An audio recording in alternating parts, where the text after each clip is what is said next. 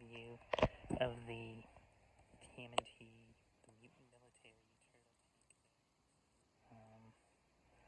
This is the turtle tank. It's a bit weird that they went with this one as opposed to the sub, but whatever. It's got terrifying tank sounds, apparently. This is, of course,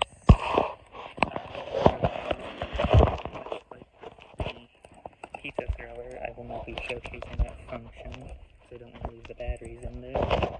Here's what the side of the box looks like. You know we love the box angles. Here. And don't you worry, we're going to get to the ever-amusing back of the box.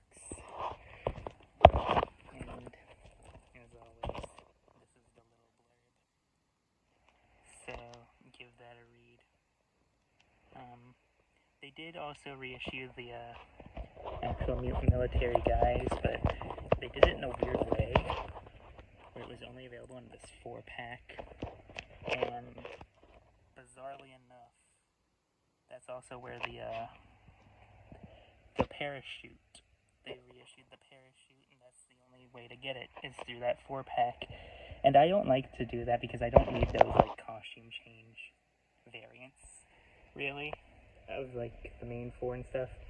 If they'd have just released the parachute on its own, I probably would have gotten that, but the only way to get it is through that 4-pack, and that's, you know, a little, I don't need that, so I didn't get it.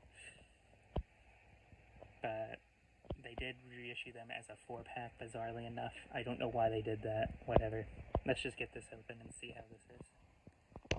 Alright, here it is all open and out of the box. I'm gonna get the obvious out of the way. Stickers.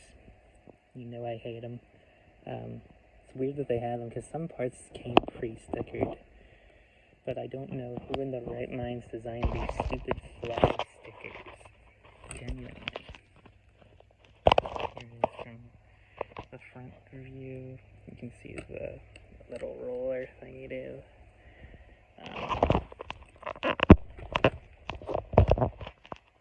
can't really get a good shot at the moment. I got this one in there. For some reason I always put them in there.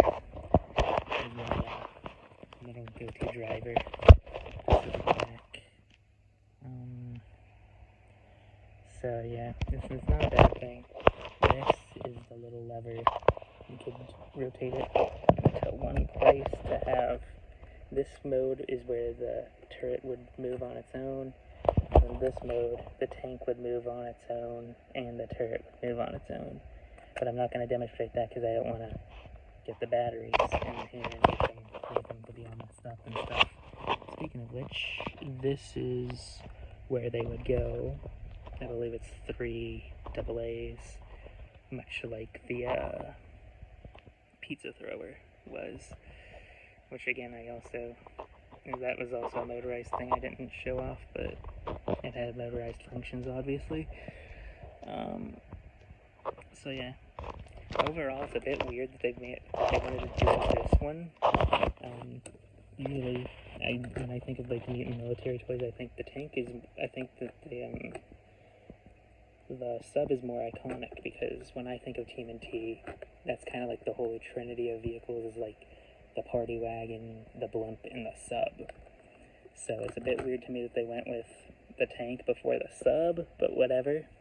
I guess it does fit the Mutant Military vibes more. Also, I would have liked to see the helicopter at some point, but I'm kind of content not getting that because we just got a helicopter with the G.I. Joe collab, which is sort of in the same scale as the old figures, but not really. I don't know. I think the figures in that one are based off of the remasters, but I'm not getting any of the figures for that one because, you know, it's another costume swap at the end of the day, and I don't really care about those. So, yeah. As for the future of the toy line, I hope Playmates can squeeze out a few more remasters or reissues before Mattel comes in. I would like to see a Knucklehead. I'd like to see a Psycho Cycle. Like I said, I'd still like to see a sub. And then maybe even a Flush-O-Matic, if we're lucky, as well as a few figures, you know. I still need to get that new wave they did recently, and I still need to get Chrome Dome. And so, yeah. But I would like to also see maybe some of the later wave guys like Hotspot and Scratch be reissued before Mattel comes in and takes things over. So, yeah.